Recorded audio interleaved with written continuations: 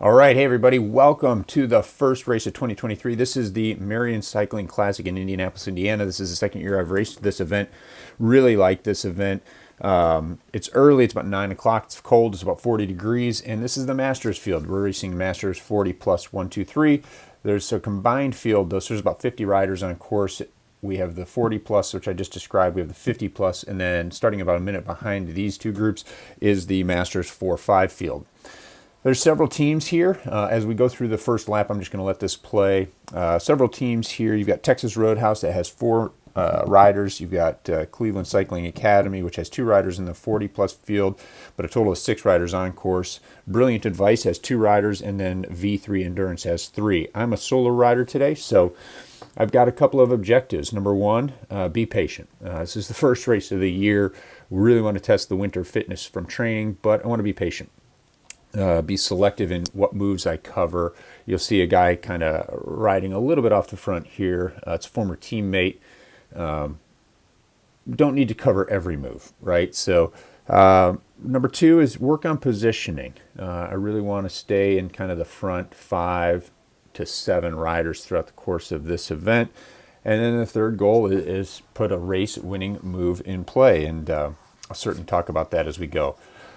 The course, we just kind of are on a downhill right here, heading into a right-hand bend, which is going to give us the start-finish line. We do have a tailwind into the start-finish line today, so should be a fast finish. But as we went through this first lap was really pretty chill. It was more like a group ride tempo than a race, but that'll spice up here shortly. But here we are completing the first lap and the start finish. So that's lap 1. All right, now it's starting to pick up a little bit. We're moving into really the main feature of this course, which is this hill. It's about a 30-second hill, and you can see it's starting to get a little bit more spicy. I am looking out and really wanting to mark some of the guys from the Texas Roadhouse team. I know 2 of them really well. There's one that I'd never met or ridden with before, and he proved to be pretty snappy today. So you can see there's some stuff happening in the front of the race. Here we are now going into the start finish, and you can see I'm just going to get myself on the wheel here, and then bang, there goes an attack or a cover of an attack from one of the Texas Roadhouse guys, and I just want to stay with that, right? I want to make sure that if I see a move go that has Texas Roadhouse or the Cleveland Cycling Academy, that I'm in that, because otherwise, if I'm in the group behind, they're not going to work, and I'm going to have to do all of the work. Now I want you to watch on the right-hand side of the screen here. You're going to see this move go, and again, I see Texas Roadhouse. There goes Brilliant Advice. I see CCA. So I'm going to make that, I'm going to cover that move as well. We're going up the hill, so of course we get to the top, and nobody really wants to keep going. Here's another snappy move from David from Texas Roadhouse, and he's really got a good pop as we go up this hill yet again. The hill was a good place for people to attack and or want to attack. So I bridge across to this one too. One more time, we're coming up the hill.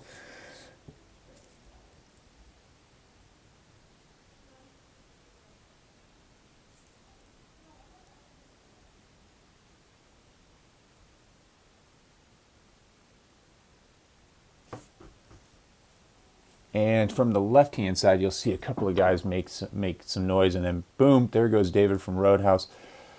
I like that move. I know that there's 3 guys up the road as well, not including those that just went.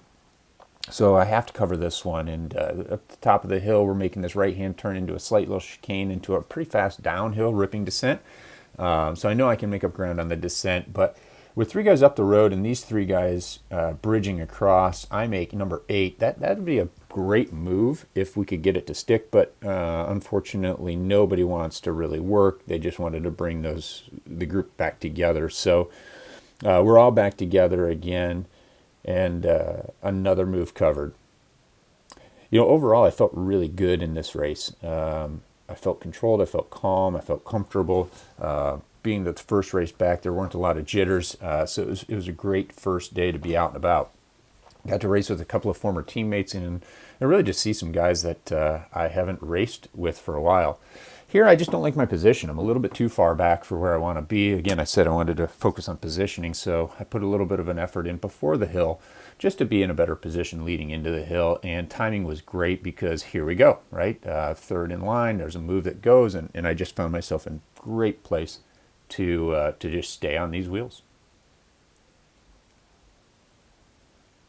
David flicks me the elbow. He wants me to pull through, but I just have zero desire to do that. I don't have to do that. I'm a solo rider here. They go through. Now, these guys race so well together, Roadhouse. He just lets this gap open because one of his teammates rolled across the top. And I don't have to put in a hard effort, right? We're on the downhill here, but I'm going to put forth a little effort just to stay on track with this move.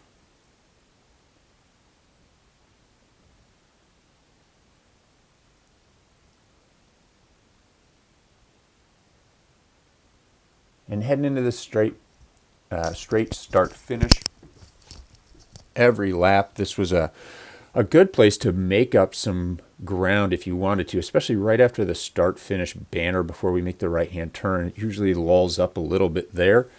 Nice move here. That is a rider named Mike and a Texas Roadhouse guy. The guy I'm on the wheels with kind of feigns a hard effort here, but then makes the effort, makes the full push to bring this back until right here. He made it to the hard for me to the technical section, then let off the gas because, again, he's got a rider up front. It's a smart move. I had to do a little bit of work. Thankfully, it was on the downhill section, and I'm able to make up that ground and close this gap without having to dig too deep or burn too big of a match. And you can see it's a big group, too. Not all of these folks are in our group, but as I said before, there's a mixed field here. But we're going to work through kind of some of the lap traffic, and we'll be getting close here to final lap.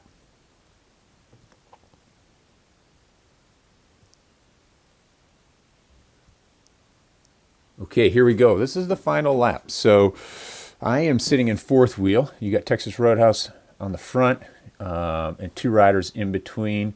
I'm not 100% sure who's behind me. This is where I need to do a better job of kind of situational awareness here. But the Texas Roadhouse guy is doing a great job. He's actually been on the front now for a full lap prior to this of setting a real hard tempo, essentially starting the lead out for their sprinter.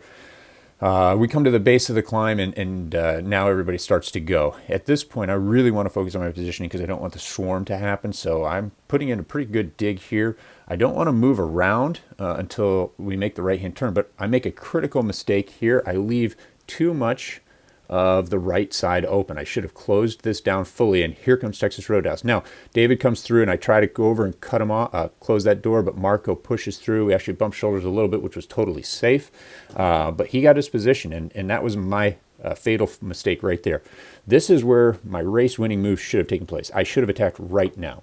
I should have come over the top of everybody and just put forth a hard effort to go for a win. The move is there, but I don't do it. So Marco's getting now a strong lead out. Marco's sitting right in front of me here, and he just knows how to win races. And he starts his sprint much earlier than I did. I thought we'd wait a little bit longer, but you could see he gets a quick gap, very strong sprint. I'm able to kind of come around David here to pull off second, but unfortunately watched Marco seal the win.